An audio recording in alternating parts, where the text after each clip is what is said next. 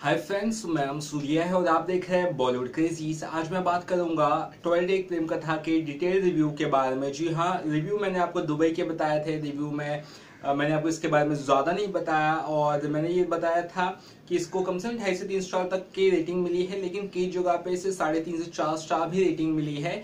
बहरहाल मैं वो सब कुछ नहीं बताऊंगा। मेरा पर्सनल एक्सपीरियंस जो मूवी देखने के बाद मुझे लगा या मुझे मूवी देखते वक्त जो भी इंपॉर्टेंट चीज मुझे लगी वो मैं आपको एक एक करके बताऊंगा। इसके पहले आपको बता दूं, ये कहानी है केशव जया की। केशव यानी कि अक्षय कुमार, जया यानी कि भूमि पेडनेकर। भूमि पेडनेकर का दूसरा ऑन स्क्रीन रोल है। उनका हर एक कैरेक्टर बहुत ही सही होता है, सटीक होता है। और अगर आपको लगता होगा ये बहुत आसान फिल्म रही दोनों एक्टर के लिए, तो मैं बता दूं बहुत ही डिफिकल्ट रोल था।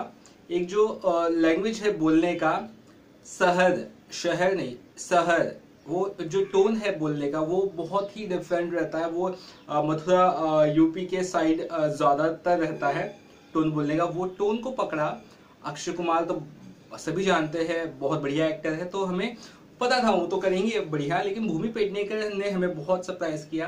भूमि पेडनेकर का बहुत ही अच्छा परफॉर्मेंस था। नजर आपकी बहुत अच्छी लगती है, नजर नहीं नजर आपकी बहुत अच्छी लगती है। तो ये जो एक तरीका है बोलने का, छोटी छोटी चीजों का, जो पंचलाइन होती है, जो छोटे छोटे, आई थिंक मुझे लगा बहुत अच्छे छोटे छोटे पंचलाइन मुझे ओवरऑल फिल्म बहुत अच्छी लगी।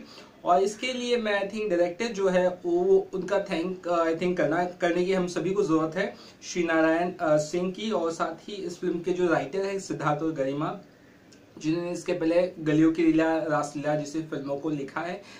बहुत बढ़िया फिल्म इन्होंने लिखी है और इसकी फिल्म के गाने भी सिद्धार्थ और गरिमा ने ही लिखे हैं।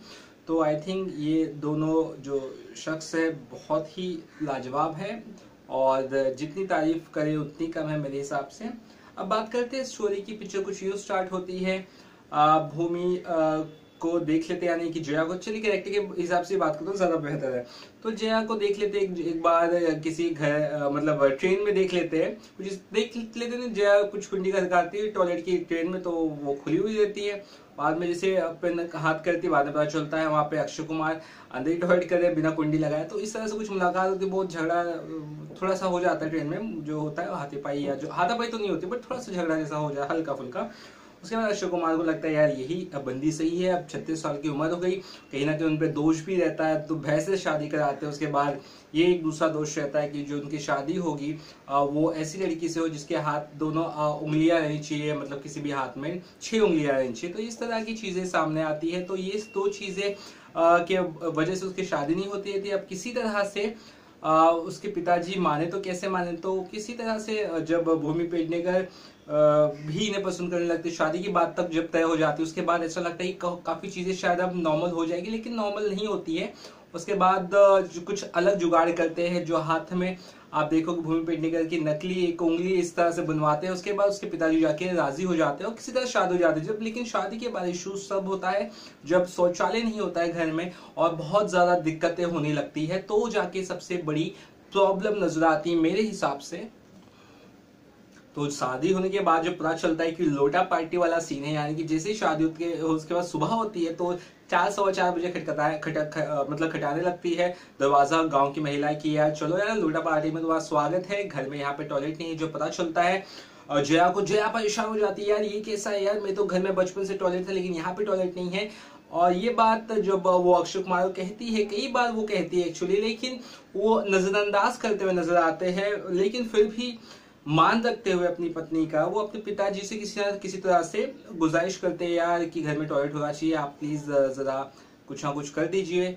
और जो उनके पिताजी रहते हैं वो सुधीर पांडे उनका कैरेक्टर का नाम है, अगर माफ कर दीजिए मैं अगर नाम नहीं ले पा रहा हूँ प्रॉपर, तो मैंने जिस अभी देखा था उनका नाम, बहुत बढ़िया एक्टिंग की है सुधीर पांडे आई थिंक उनका नाम है। और दिवेंदु शर्मा की यहाँ पे तारीफ करनी पड़ेगी, जो अक्षय कुमार के दोस्त हैं।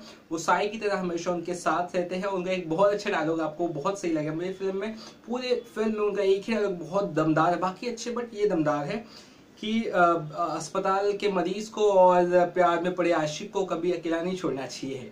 और ये सब डायलॉग बहुत ही सही है। अभी ये हो जाता है कि अक्षय कुमार पंचायत तक भी पहुंच जाते हैं कि यार टॉयलेट बनाना है यार, क्योंकि कहीं ना कहीं भूमि कह देती है टॉयलेट नहीं रहेगा तो यार मैं आऊंगी नहीं तुम्हारे यहाँ पे, और तलाक तक की नौबत आ जाती है। फिर धीरे धीरे मीडिया में बात फैलती है। तो किस तरह से ये सब चीजें होती हैं वो एक फिल्म में दिखाया गया। पहले इंटरवल तक बहुत आपको मजा आया, बहुत हंसी होगी बहुत, लेकिन जो सीन क्रिएट होता है धीरे धीरे इश्यूज बिल्डअप चालू होता है, वो लास्ट के सेकंड हाफ में होता है। और लास्ट का 30 मिनट्स तो पूरा पीची है, यानी कि इस समस्या से कैसे निजात पाए उसके ऊपर पूरी फिल्म है मेरे हिसाब से।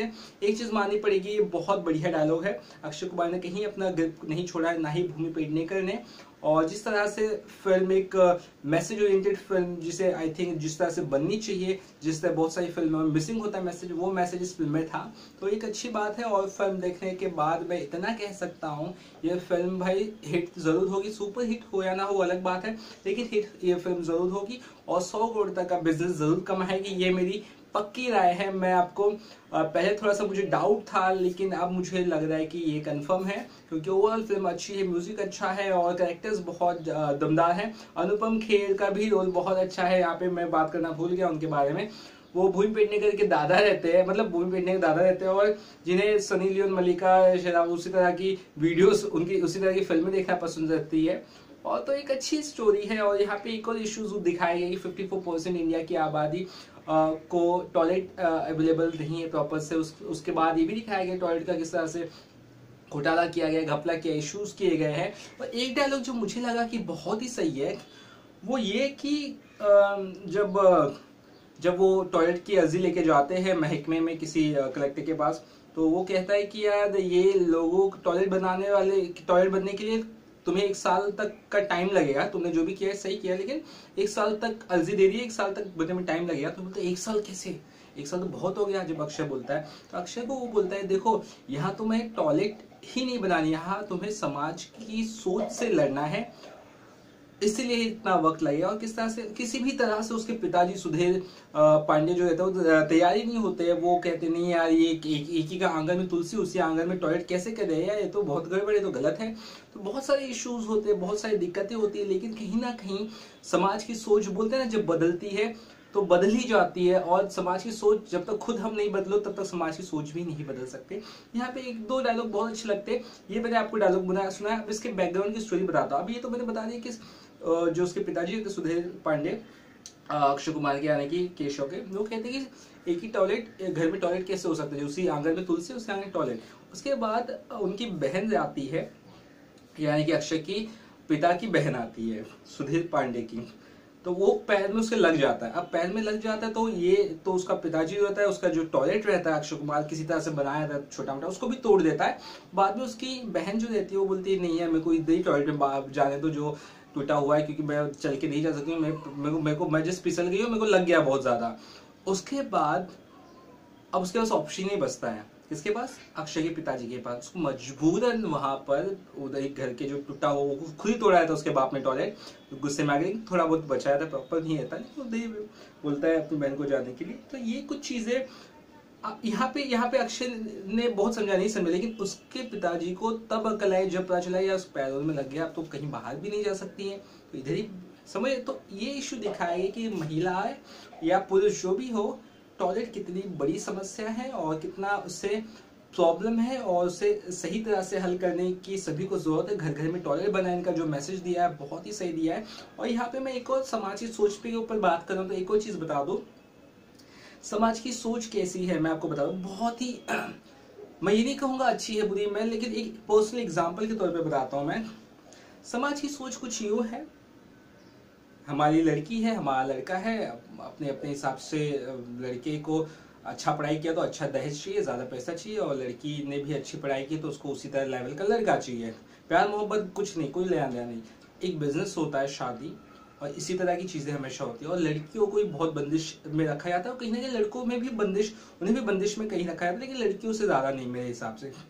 अब लड़कियों का सीन ये है, चलो मैं बेसिक बताता हूँ, एक एग्जाम्पल बताता हूँ, बहुत स्ट्रॉन्ग एग्जाम्पल है। एक लड़की सपोज एक लड़की की बहुत खूबसूरत है, बहुत ही अच्छी है, और उसे शादी करनी है, और शादी के लिए लड़के भी रेडी है और घर वाले भी रेडी है, लेकिन वो कह रहे कि मैं अपने कास्ट में ही शादी होनी चाहिए मेरी बेटी की शादी मेरे ही कास्ट में होनी चाहिए। मैं अगर गुजराती हूँ, मैं मारवाड़ी या मैं हिंदी, मैं जो भी मतलब जो भी कास्ट हो, जो भी उसी कास्ट में होनी चाहिए। अब ये हो गया चीज, ठीक है। अब वही सुंदर लड़की को डायबिटीज हो गई है, ठीक है, ये एग्जाम्पल बता रहा हूँ मैं। यही सुंदर लड़की को डायबिटीज हो गई है, अब उसके फैमिली की सोच कैसी है। अब लड़के भी जो राजी थे वो उससे भी पता चल गया यार इसको डायबिटीज है, नहीं डायबिटीज वाली लड़की कैसे शादी करें। उसके बाद यहाँ पे ये भी सीन हो गया, अब लड़की के पिताजी माताजी की भी सोच चेंज हो गई। यार पहले तो ये कह रहे थे ना कि यार मेरे कास्ट में या इस तरह से शादी हो, अब ये कह रहे कि नहीं यार किसी से भी शादी हो जाए, कास्ट हो या ना हो चलेगा, लेकिन मेरी बेटी को अपना ले। तो ये समाज की सोच है, बदल गई ना।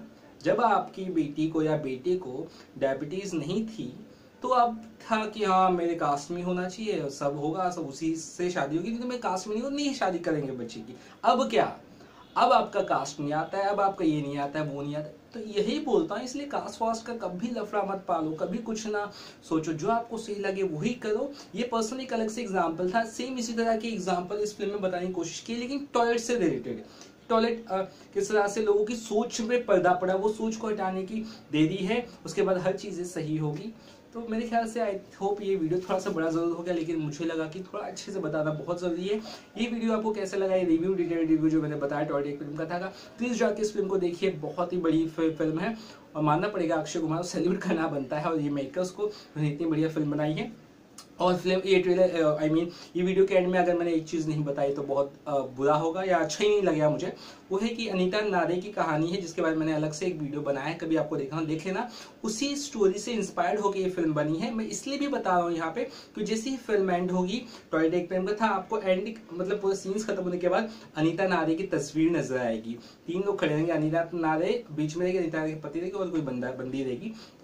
तो इस लेडी को भी at the end of the movie press किया गया है कि हाँ जी हाँ ये अकेली रियल लाइफ की स्टोरी है। एक लड़की घर में टॉयलेट नहीं रहता, वो किस तरह से 1-2 दिन के बाद मायके चली जाती है वापस घर छोड़ के अपने पति का। तो ये रियल स्टोरी को फिल्म में किस तरह से बहुत डिफरेंट तरीके से बनाया, लेकिन बहुत बढ़िया फिल्म है। और अनीता नारे के बारे में भी आप जानने की कोशिश करें, आपको बहुत इंस्पिरेशन मिलेगी। यानी कि सोच जब आप बदलते हो ना, पहले खुद की सोच बदलो, फिर जबान की सोच बदलने में थोड़ा वक्त लगेगा, लेकिन बदलेगी जरूर अगर आप सही हो तो। वही इस फिल्म की कहानी है और मेरे ख्याल से इसको रेटिंग देने की कोई जरूरत नहीं है। मैं नहीं रेटिंग देना चाहता हूँ, क्योंकि मेरे हिसाब से मैं 5 में से 5 ही दूंगा, क्योंकि मुझे बहुत बढ़िया लगी है इसकी स्टोरी। हर एक मामले में फिल्म 20 में से 20 है, तो मैं इसमें कुछ कमियां निकालना चाहता हूँ। चलिए फिलहाल के इतना ही, और इसी तरह की वीडियोस आगे भी देखेंगे। इस चैनल को सब्सक्राइब करना ना भूलिए, साथ ही मेरी वेबसाइट bollywoodkz.com पे विजिट करना ना भूलिए, इसका लिंक मैं वीडियो के डिस्क्रिप्शन बॉक्स में दे रहा हूँ। चलिए बाय बाय।